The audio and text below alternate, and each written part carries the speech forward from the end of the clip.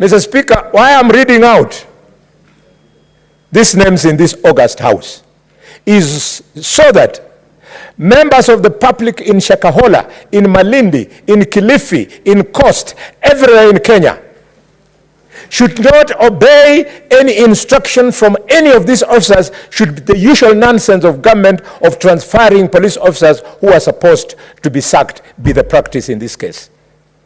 I can assure any of them, if they appear in Kakamega on transfer, I will request politely the bullfighters of Khaega to resist. Honorable Bonnie, are you calling for civil disobedience in Kakamega? Kindly withdraw that statement and proceed with your very good contribution. Mr. Speaker, I am so directed, and I do. But let it be understood that in our community, we say, he who is mourning knows no shame. This is, in this debate, I'm mourning. I have been to those homes. In fact, in some of the homes, Mr. Speaker, we have already buried wet banana stems. In our culture, you bury a wet banana stem when you have lost out all the possibility of ever bringing your beloved one to be buried home. Because having stayed in Kilifi, our families have been there for months on end.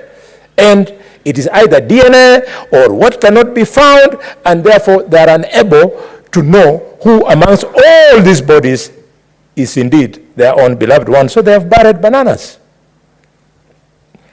I therefore withdraw that remark and appeal to the security organs to ensure that disciplinary action is taken against these criminals who are in uniform.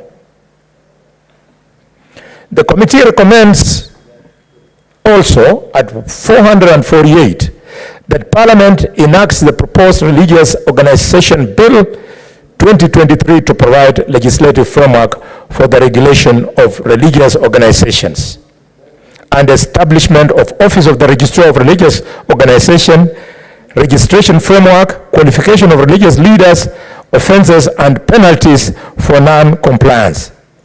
Mr. Speaker, if I had the power, and I don't have, I would convert Senator Mungatana's committee into a special committee to work on this bill. This bill must be available. The tragedy that is Shakahola has now given us the opportunity, the reason, the courage, the excuse for us to face our religious leaders and tell them, you are going to be regulated. Religious organizations must be regulated. Why do we have the Bible? Why do we have the 10 Commandments? Why do we have the teachings of the disciples of Jesus Christ? Why do we have the teachings of Prophet Muhammad in the Quran? Those teachings are meant to set standard so as to regulate. So regulation is already provided for in the Bible, it is provided for in the Holy Quran, is provided for even in the Constitution. We must regulate churches. There are far too many. Let me tell you, from Shigalagala Junction to Marinya, on the way, on the road from Shigalagala to Butere. Senator Boni Khalwale, what is your point of order? Yes. Senator Okech. Mr. Speaker, you know, I wouldn't at all want to, and I'm raising understanding on number 105 on statement of fact. I wouldn't at all want to, you know, interrupt the cadence with which the majority whip is already presenting, and these are very passionate issues that I know that we worked on very, very well. But I want just to say that, you know, the chapter and the report that he has just read is not on the regulation of churches, is on the regulation of religious organizations, which is inclusive of churches. I want to stress this because one of the eminent challenges we faced, Mr. Speaker, when we were conducting, public participation in the entire exercise, it was assumed that we are only making a recommendation to attack or regulate churches. The regulation is for all religious organizations that are not limited to churches. So, Senior, that's what all the cases I wanted you to go with. But sorry for interrupting, but it's important to emphasize on that. Thank you, Mr. Speaker. That was actually a point of information which you have received. Yes, Mr. Speaker, I wanted to laud him for that piece of information. But Senator Migori, if anybody has sent you to this house to be interrupting the Senator of Kakamega when I'm debating, go and tell him that the strategy is for you to wait for your time and then debate. Senator Mboli, Mr. Speaker, sir. Senator Ndokeche is very much in order to inform you or to seek clarification. That is why he's in this house. Don't gag him for that purpose.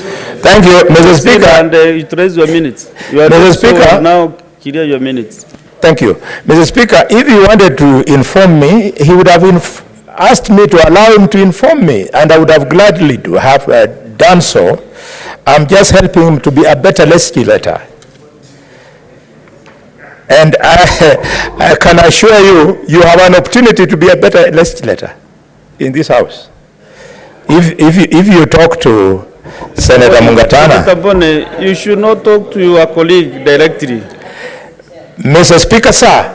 You see, you know I'm not here just by chance. I'm here to present the house. So if you could start communicating to your colleague directly, then you better tell me to go and look for or plug my tea in Meru. Thank you, Mr. Speaker. I'm guided. You know, I was speaking to the Holy Quran and the Bible, and I'm not too sure which verse in the two books, but there's a provision that blessed are those who believe when they don't see. Mr. Speaker, sir, in paragraph 509, the committee recommends that the Director of Criminal Investigations investigates the relationship between Paul Mackenzie and Ezekiel Odera with a view of establishing any criminal culpability